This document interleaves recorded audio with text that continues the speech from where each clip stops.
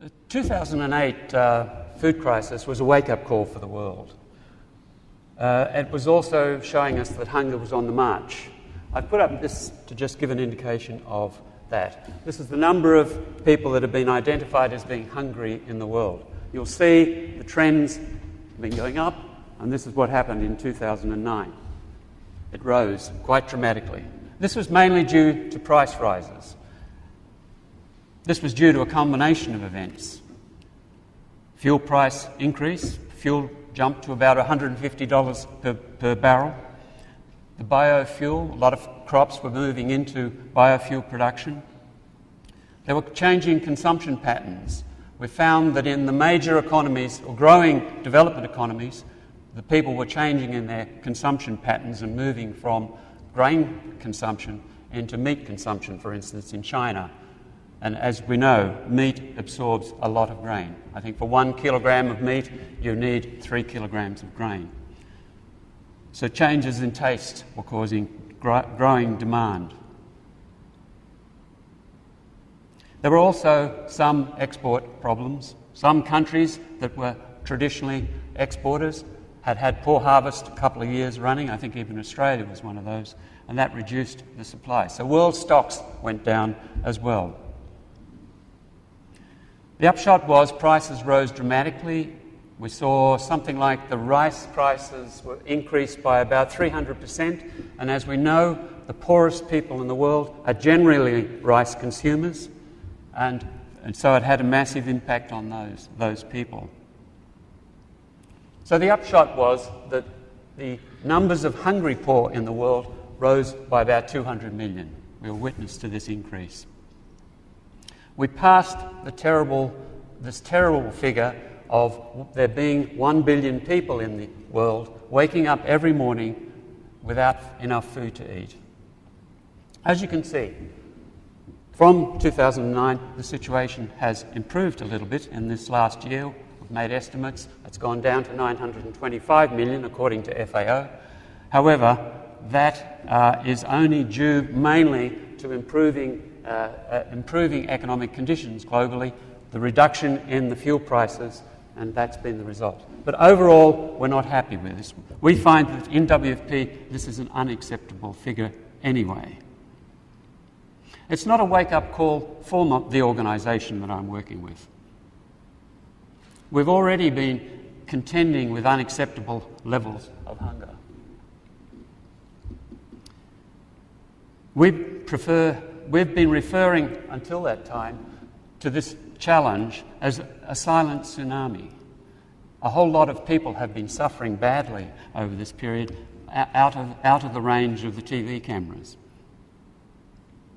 This tsunami kills more people daily than malaria, TB, and AIDS combined. It is the number one health risk on the planet. Overall, what is this problem? It's a problem of access, not even necessarily food production. It's a problem of access, people not having enough access to food. Whether they're growing it or finding incomes, they're not getting sufficient. It is also a problem of food quality, and I'll come to that in a minute. I just wanted to quickly whip through who these people are. This will be a very quick whip through. A large proportion of them are subsistence farmers. These are people at the mercy of the vagaries of weather, and it's highly precarious positions that they exist in. Small changes in weather can affect them dramatically. The monsoon rain arriving a week late, going a week longer, or perhaps being more intense, can change their yields dramatically, and that can make the difference between giving their families 3 meals a day to it being reduced to 1 meal a day. We've also seen a rising number of urban poor. That is a different challenge. This is a challenge of income. Another group are tribal villages, traditionally dependent upon forests and foraging. These are sometimes subsistence farmers who fill in their gaps by foraging. We're seeing them suffering dramatically recently. The forest as the supermarket is becoming denuded. So they're losing that coping strategy. Small coastal fishermen are in that same category. There's also the problem of undernutrition. This is probably one of the most neglected areas of food security. We call it the problem of the first 1,000 days. Unless you get the right sort of nutrition to children in the first 1,000 days of life, you're actually committing them to life sentences. World Bank has done estimates to show that stunting and a lack of that nutritional input can commit an individual to a loss of more than 10% of their life savings or more. It's also been estimated that it's costing some countries between 2 and 3% of their GDP. Then there's the smallholder farmers of the world. Actually, the future state of world food security rests with this group. The International Fund for Agricultural Development estimated that there's 500,000 small farmers, smallholders, in the developing world who are currently supporting 2 billion people, 1/3 of humanity. These people are generally food insecure themselves at the moment. Quite often they're marginal farmers. Often they're women. Often they're dependent upon tired soils, poorly developed markets, and capricious weather and unaffordable inputs.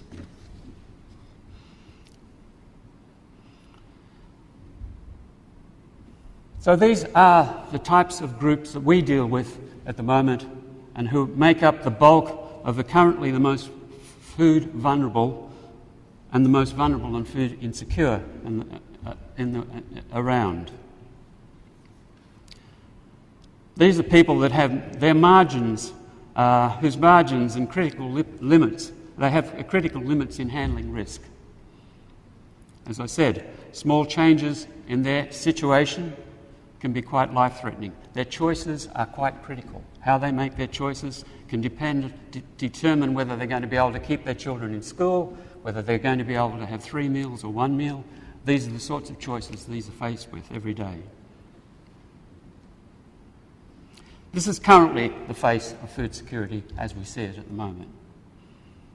However, we're dealing with this also with some large changes that are taking place. I just want to mention a few of these. The first one is population and the large shifts of population to the urban areas. International Committee of the Red Cross has estimated that 50% of the world's population currently lives in cities or large towns. 95% of the world's growth over the next 20 years is going to be in developing countries. Sub-Saharan Africa, where I work, this is accelerating. We believe, although the censuses haven't been able to show us, this number is much higher. The 50% is actually a low figure. The food riots that we saw in 2008, 15 countries witnessed food riots. This is an example of this urban issue. The people are clustering together in cities now. They're getting political voices. In the past, as I said, it was a quiet tsunami. The tsunami has now become noisier. Another element has been of course this affects my organisation, is we're witnessing dramatic increases in the frequency and intensity of extreme weather conditions. The UN Office for the Coordination of Humanitarian Affairs estimates that around 70% of natural disasters are now climate-related. This is an increase of double the number of over a decade ago. And they're affecting much more people. They're also costing a lot more. The costs in dealing with these has risen tenfold in that period.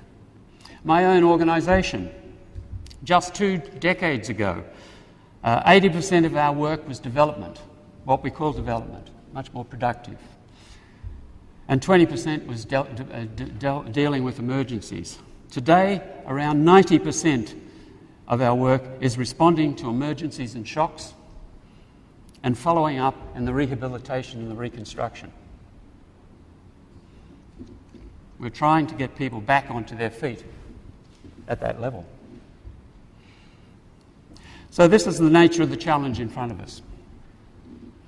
And we have to be well aware of this as we go forward, and to see how the world will cope with meeting the needs of the next 9 billion people in 2050. And this, I think, is calling for an agricultural production of about an increase in agricultural production alone of 70%. This is why I say 2008 was a wake-up call, and I think now is the time to address that. Thank you very much.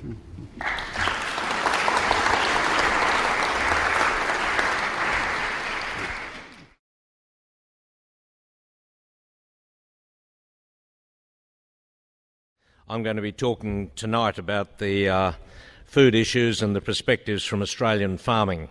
So it's a very particular direction that I'm coming from. I'm going to talk about world food demand and supply. I'm going to talk about the opportunities and the responsibilities for Australia.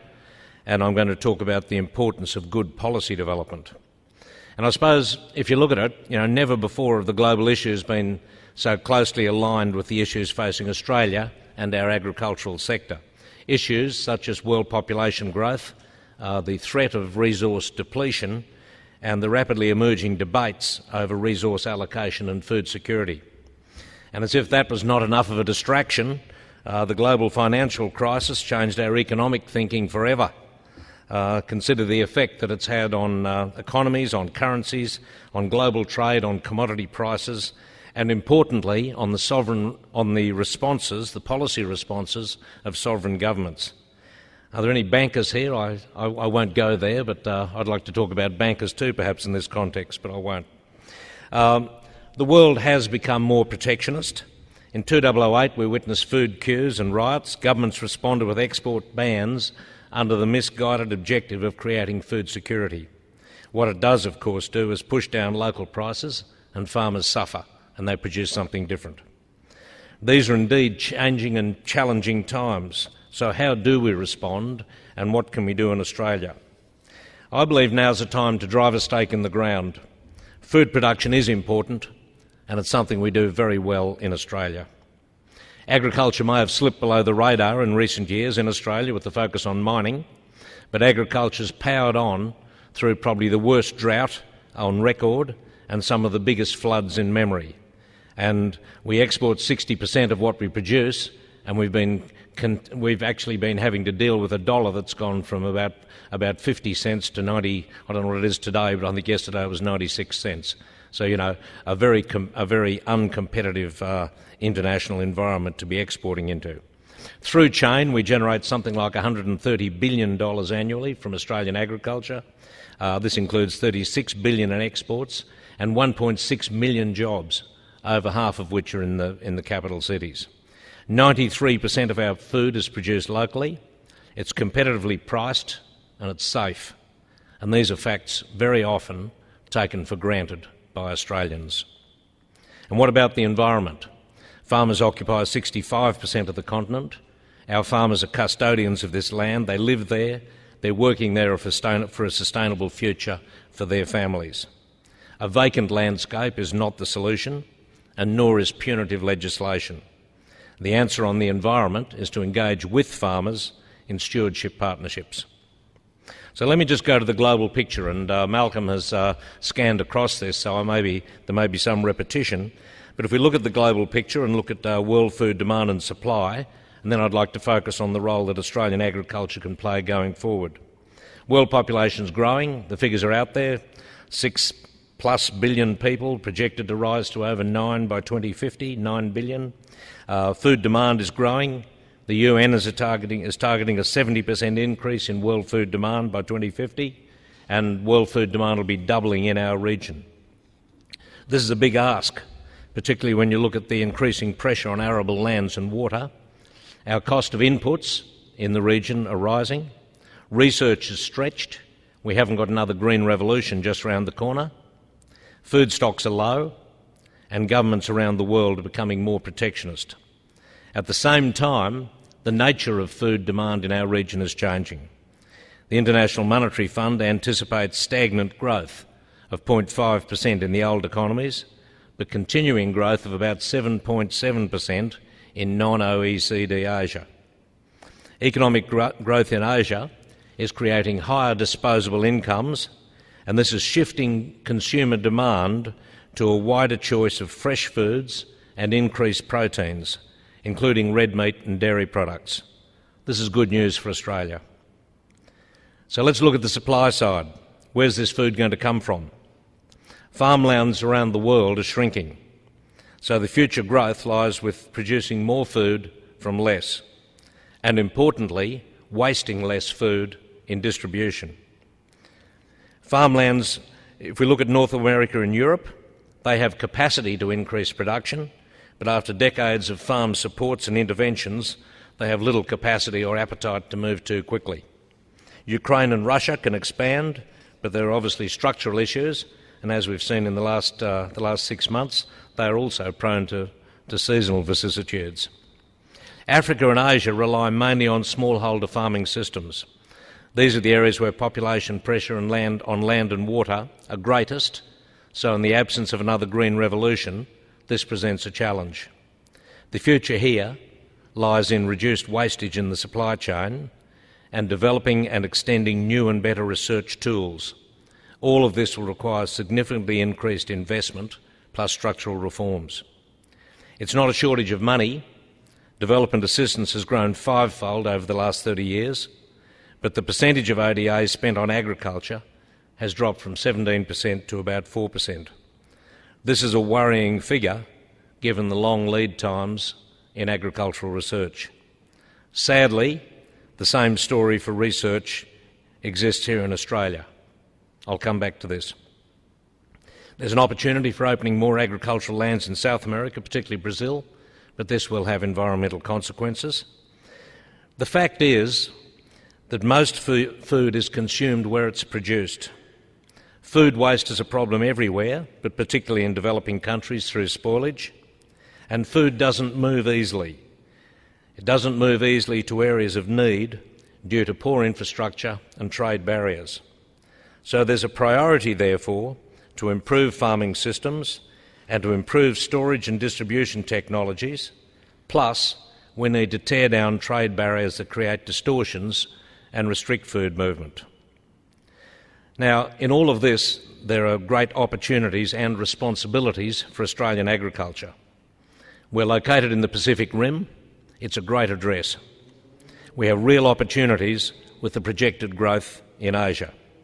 500 million more mouths to feed by 2050, and a shift in the so-called non-functional demand, or demand for quality resulting from increased disposable incomes.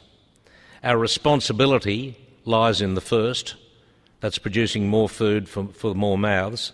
The opportunities for Australian agriculture lie in the second, in the satisfaction of non-functional demand. The real opportunity focus, therefore, is in the differentiated quality of our production and our efficiencies. Our farm sector over the last 15 years has achieved an annual productivity growth of 2.8%, second only to the IT sector. But this rate of growth is tailing off because we've taken our foot off the pedal on research at a time when we need to be doing more. At the same time, we're seeing our farmlands challenged by urban growth and demands from mining. We're farming a reducing area with less inputs and with fewer farmers, and this trend's likely to continue. The key to our farming future is improved productivity, and this will come from increased and better targeted research to give us the tools and good policy development that sends the right signals to our farmers. The flow-through in all of this is better farming systems, some of which can be adapted throughout our region to improve smallholder productivity for local food supplies. This is our responsibility, and it's delivered through AusAid and through ACR. So never has the need for good policy responses been greater. This is where National Farmers Federation is engaged. We need to get the policy settings right. I'd just like to run through a few of these very quickly. Don't worry, I'm not going to take you through the strategic plan for the National Farmers Federation, but if I could just run through a couple. Market access is important, contentious and important. Australia's the least protected of food producers. We've been fighting for more open markets. Is it worth it? Absolutely. The big game in town is the WTO, and what it gives us is a rules-based system, and that's important. There will be changes in tariffs, changes in quotas, but the really big advantage of the WTO, the multilateral system, I believe, is there's a set of rules for all trading countries to abide by. Second area of policy, climate change, carbon pollution reduction schemes. I don't want to get into a debate about climate change. Climate change is a continuum. Let's park it to one side for the moment. Let's have our scientists debate it. I think the most important thing in the debate is the extent to which anthropogenic causes are occurring and importantly, what we can do about it. There will be areas where there's more rain. There will be areas where it's drier. There'll be more and less extreme circumstances. With any change in climate, agriculture is always in the front line. Our challenge is to understand what's happening, and farmers will do what they've always done, adapt to the changing circumstances. To do this, we need to better understand the science behind climate, and at the same time, and importantly, and this is the area we've been neglecting, we need to be putting more research into production to give us the tools to change. A poor policy response on emissions reduction is far more dangerous, in my view, than climate change. From day one, NFF said the Kyoto rules did not fit Australian agriculture. This is now recognised and I think pretty widely accepted. We went to Copenhagen to push for a change in the rules. We weren't alone. We had the support of 83 developing agricultural countries. I believe there's a general community view that we need to husband our resources better and to reduce our emissions. Agriculture already has some skin in the game. We've reduced our potential emissions by 40% over the last 15 years in Australia. This has benefited Australia, but it's been at a direct cost to our farming sector. Going forward, agriculture can play its part, but we need to get the science right and we need to get the rules right. Rules that properly account for the biological cycle and at the same time do not diminish our food productive capacity and our competitiveness. Next area, water. I'm picking the big ones here. We need to get water policy right. The key to water policy is certainty and entitlements. That's entitlements for all water users, for irrigators, for the environment and for rural towns. I'm not talking here about certainty of water. Certainty of water is a higher authority. I'm talking about entitlements, I'm talking about property rights, and these must be confirmed and respected. We're concerned with the direction of the new Murray-Darling Basin Plan, which has as its basic philosophy providing for the needs of the environment and rural towns, and what's left goes to agriculture. The Murray-Darling Basin produces something like 40% of Australia's food and fibre, and the livelihood of all of the towns in the basin is dependent on servicing that irrigation sector. The legislation envisages balance, and we believe balance needs to be maintained. Farmers want healthy rivers and they want robust ecosystems, but this needs to be delivered in a balanced way that does not compromise food production. So we're eagerly awaiting the release of the Basin Plan guidelines on the 8th of October. Research and development. I've made a lot of mention of this on the way through, but let me come back to it again. It's really important. Research is critical to better understanding climate and developing the tools to assist our farmers to adapt. The ratio of agricultural research spending as a percentage of agricultural GDP has halved in the last 20 years. The research index is the lowest it's been for 20 years, and our growth performance is tailing off as a consequence of this. Australia works in cooperation with scientific communities within the developing countries within our region. So this slowdown at home has implications for us in meeting our regional responsibilities. In the past, our farmers have road-tested new technologies in dryland farming, in livestock production, in disease control and efficient use of water, to mention a few. We must remain at the cutting edge to maintain our own competitiveness, and at the same time we have a responsibility to create value in our regional research partnerships. And the policy list goes on. Biosecurity. Our competitive position relies on our clean natural production systems. We need to maintain that reputation. Biotechnology and GMOs. There you are, I've said it, GMOs. If we're going to produce more from less, we're going to have to create some big breaks. GMOs, I don't believe, will be the silver bullet, but they already allow us to grow cotton with less chemicals, and there's promise of more grain with higher drought tolerance and less fertiliser, and there's promise of higher omega-3 canolas. The principles of biotechnology and GMO development must include safety and choice. If we're going to target more with less water, less fertiliser and less chemicals, then GMOs are probably one of the tools we need to have in the toolbox. Biofuels, a big policy issue. But look, let me just summarise. Food to fuel cannot be the ethanol end game. NFF supports accelerated research into alternative technologies, lignocelluloses, use of byproducts, bagasse from sugar and other high fibre sources and oils. Communication infrastructure, industrial relations, a whole lot of areas where it's really important to get the policies right at the national and the international level. So if I can just finish, there are challenges, but there are also great opportunities. Australian farmers are good at what they do. They've met the challenges of change before. Our farm sector is efficient and it can adapt quickly. I'm confident that we're well positioned to play our part in world food security by developing and sharing our technologies and at the same time capitalising on the growing food and fibre demand that will flow from increased wealth in Asia. We need to position agriculture as a growth sector where Australia has a competitive advantage. We need to tell our stories with pride. And if I could just finish with a New Zealand taxi driver who I met just recently, jumped in the taxi, said, "Mate, what happens in New Zealand?" And he said two things. He said, "We have the most beautiful country in the world," and he said, "It's a wonderful place to live, and that supports our tourism industry." Secondly, he said, "We produce the best food in the world." My dream is that our taxi drivers will be saying that one day. In fact, my extended dream is that they say it in English. Thank you.